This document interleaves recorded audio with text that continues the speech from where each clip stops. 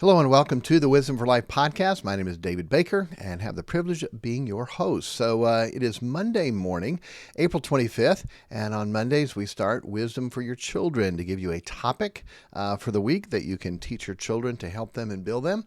And this is not what I thought was important. This is what the richest and wisest man in the world thought was important. And last week we talked about how to treat the poor. When you came to what Solomon taught his son about being poor or about the poor, there were so many different things that couldn't even be put in one topic. So I actually have 4 different topics. First one is how to treat the poor, and we talked about that last time. Now is how not to become poor. A lot of people don't really care about how to treat the poor. I think we should, but we all care about not wanting to be poor, and we don't want our kids to be poor. My full child rearing book is called How to Raise Rich Kids. It's not rich in money as much as rich in life, rich in relationships. The money will take care of themselves when you live by a biblical principle. Teach someone how to live, they'll never want for a living. The biggest reason why people are homeless is because of alcohol and drugs. And while they're poor, if you could take that away, the alcohol and drugs, almost all of them would be off the street. There's some, of course, mental illness and some tough times, but the number one reason is alcohol and drugs of why they're poor. So we'll talk about that. So how for your children not to be poor? Number one, being lazy will make someone poor. Proverbs 10 verse 4, he becometh poor that dealeth with a slack hand, but the hand of the diligent maketh rich. Boy, that's pretty simple. Dealing with a slack hand, lazy, limp-wristed. You ever shake someone's hand and it's just like a dead fish? It's just there. And no, we teach our boys. Soon as you shake their hand, you squeeze it, especially when they're little, you squeeze it, you try to hurt him. And it's amazing how many men have said, you got a good handshake, son. And boy, they love that. And teach them how to deal with life that way. Whatsoever thy hand findeth to do, do with it with thy might. Solomon taught in Ecclesiastes. So if you're lazy, you'll be poor. But if you work hard, you're diligent, you'll be rich. Day 2, all right, to teach. Remember, get a topic for the week that we have, then pick one of these verses as a memory verse, and then teach these 7 lessons to your child. By the way, I think you know this. Teach it to yourself first. Some of us didn't have all the teaching we needed to growing up, and so this will help. Day 2, if you love pleasure, you will be poor. Proverbs 21:17, he that loveth pleasure shall be a poor man. He that loveth wine and oil shall not be rich. Okay, those are the expensive things. Imagine how many olives you had to squeeze to get the oil out to be able to cook. Now we have big manufacturing. Imagine back then what it was like, okay? How many grapes to be able to make that juice from that. And those things are expensive. If you love that, you're not going to be rich. How come? Because those are commodities that you eat up and they're gone, okay? If you love that. He that loveth pleasure shall be a poor man. One of the best things to do is to love work. To love work, love family, love serving God, love serving those things, because guess what? Those don't cost. If you love pleasure, you'll be poor. Day 3, loving sleep will make you poor. Proverbs 6:10 and 11, yet a little sleep, a little slumber, a little folding of the hands to sleep, so shall thy poverty come as one that travelleth, and thy want as an armed man. Love not sleep, lest thou come to poverty. Open thine eyes, and thou shalt be satisfied with bread. Proverbs 20 verse 13. Don't love sleep or you'll be poor. You'll come to poverty, okay? Someone that just turns on their bed from this side to that side. Hey, you're up, get to work. There's things to do. If not, I'm bored. Our kids knew not to say that, because if they were bored, we would find something for them to do. And so don't love sleep, okay? Number 1, don't be lazy. Number 2, don't love pleasure. Number 3, don't love sleep. Number 4, not giving what you should will make you poor. Not giving what you should will make you poor. Proverbs 11:24, there is that scattereth and yet increaseth, and there is that withholdeth more than is meet, but it tendeth to poverty.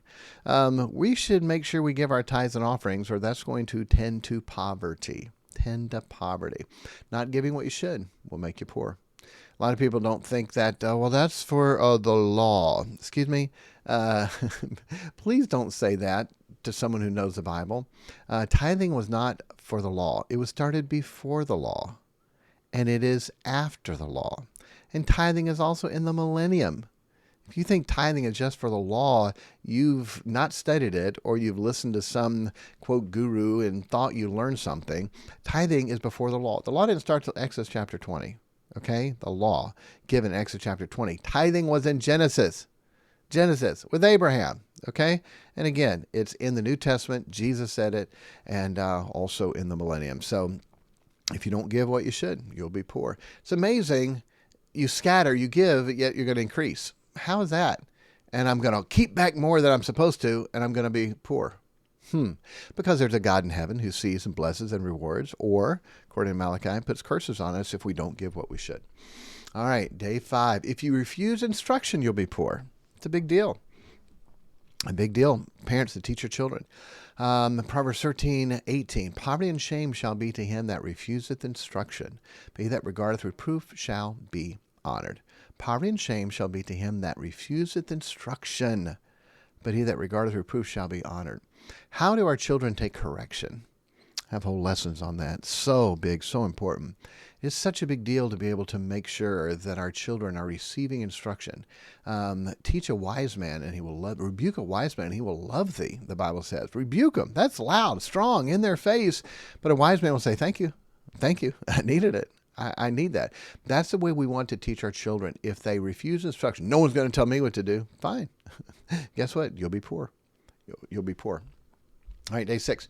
If you drink alcohol and eat too much, you will be poor. For the drunkard and the glutton shall come to poverty, and drowsiness shall clothe the man with rags. Okay?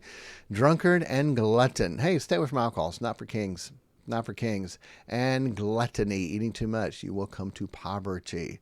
All right, day 7. Here we go. If you follow people that live in worthless things, you will be poor. If you follow people that live in worthless things, you will be poor.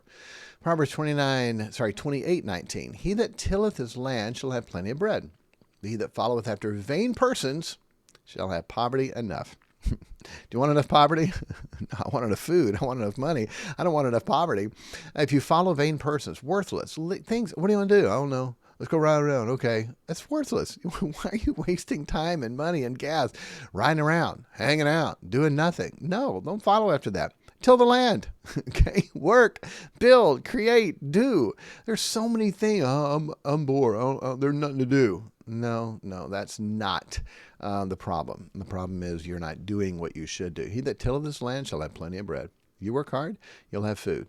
But if you follow vain persons, worthless persons, you're going to have poverty enough. Okay? This is day 8. Just that next one to throw in. If you try to get rich quick, you'll be poor.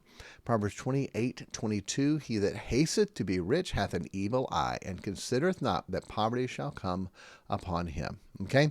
So if you're trying to get rich quick, there's nothing wrong with being rich. There's nothing wrong with having money. You get it by work, by labor, by saving, by giving, by putting God first. Nothing wrong with that. There's a lot that Solomon taught his son about that. But if you haste to be rich, okay? Well, you can double your money. They say the best way to double your money is to fold it and put it in your pocket. Okay, and so help our children to not be poor. How come? By teaching them these principles. Help them to see our kids. We take them out visiting, and they work in ministries where they're around people and they see the poverty. They see how so many people live, and they see why they live that way. Because literally every one of these things is what they're doing. Lazy, sleeping until noon, following vain persons, hanging out till all hours of the night, doing nothing, not listening to reproof, not working hard, not giving, not putting God first, loving sleep. All these things are things that kids need to be able to see so they realize, wow, this is true. All right. Hey, have a great week, and let's teach our children these principles. Make sure they can have a great life. By the way, if I don't care if my kids are rich. Oh, yeah, when they come back home because they don't have money and they can't pay rent, and now you get to rear your grandchildren. Grandkids are awesome, okay? But you don't want them 24/7. You want to be able to live your life. That's not your job to rear your grandchildren. And so help them to have money so they can take care of themselves. All right. God bless and have a great week.